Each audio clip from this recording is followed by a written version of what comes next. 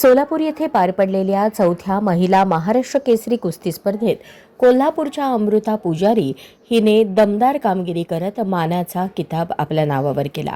अंतिम लढतीत अमृता पुजारी हिने सुरुवातीपासूनच आक्रमक खेळ करत प्रतिस्पर्धी वेदिका ससाणे हिला कोणतीही संधी दिली नाही। एकतर्फी झालेल्या या सामन्यात अमृताने 7-0 अशा फरकाने विजय मिळवत प्रेक्षकांची दाद मिळवली।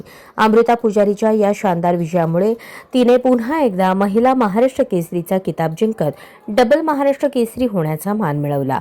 तिच्या या यशामुळे कोल्हापूरच्या क्रीडा क्षेत्रात आनंदाचे वातावरण निर्माण झाले आहे। या स्पर्धेत अमृता पुजारी हिने दाखवलेली ताकद, तंत्र आणि आत्मविश्वास यामुळे ती स्पर्धेतील सर्वात प्रभावी खेळाडू ठरली। तिच्या या यशाबद्दल क्रीडा क्षेत्रातून आणि चाहत्यांकडून तिच्यावर अभिनंदनाचा वर्षाव होत आहे। खूप छान वाटतंय मला। मी 100% करून माझ्या कुस्त्या केल्या।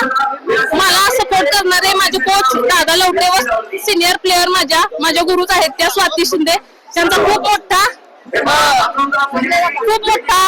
मोठी साथ मिळाली व मी सदाशिवराव मंडलिकाकडे प्रॅक्टिस करते।